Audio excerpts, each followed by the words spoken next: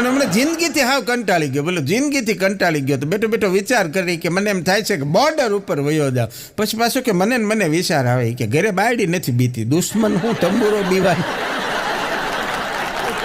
તો કીધું તું ઘરે.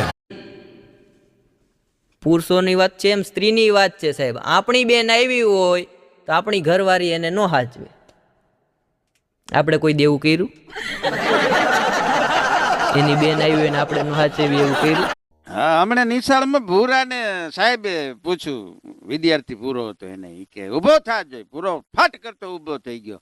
ઈ કે મચ્છર કરડે તો શું થાય? પૂરો કે સાહેબ ખંજવાળ આવે. જવાબ ઈ કે હા, એક જણા એક મોબાઈલ લીધો ને, મોબાઈલ તો હિન્દી પાછી, એટલે મોબાઈલના નંબર લગાવ્યા ને આમ કાને રાખીને, હાલો કોણ બોલ રહા હૈ? हैं कौन बोल रहा है? हाँ में थी कि मैं बोल रहा हूँ. कमाल है यार, इधर से मैं बोल रहा हूँ, उधर से मैं बोल रहा हूँ, सारे जहाँ पे मैं बोल रहा हूँ. આ બુદ્ધિ વિના ન કહેવાય.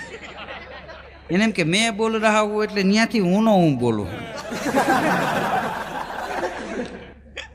હા, ઘણા એને ખાલી હગાઈ થાય ને ત્યાં એને ટિકિટ કરતો આવ્યો તો ઓલા બેન કે એક આપો. તો કંડક્ટર કે બેન 3 છોકરા છે, એક આદાની તો લ્યો.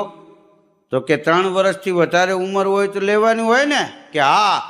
તો કે આ 3.5 વર્ષનો છે, આ 2.5 વર્ષનો છે, આ 2.5 વર્ષનો છે. તો કંડક્ટર કે બેન હું સંસારી છું, આવી રીતે છોકરા થોડા હોય. બેન કે કેમ ન હોય? આ મારા જેઠનો છે, આ મારા દેરનો છે, આ મારો છે.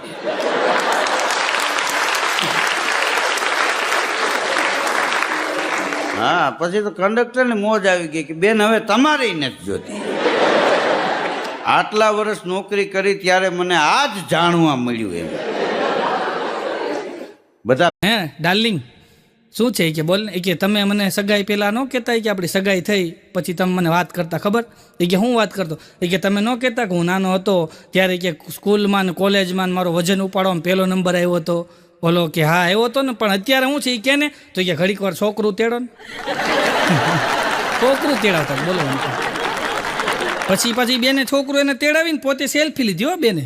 હા, અને તમે જોજો બેનો સેલ્ફી લે ને, પરણેલા બેનો સેલ્ફી લઈને હારે ઘરવાળો ઊભો હોય એટલે 99.99% સેલ્ફી એવી હશે કે આમાં વરદાંત નહીં કાઢતો હોય. એ બિચારો આમ જ બેઠો હોય, આમ જ ઊભો હોય. હું જોતો હોય કે હાલે લઈ ગયા તો ભાઈ ખરું કર્યું ગયો, એ દાંત ન કાઢે. હમણાં એક જણો મને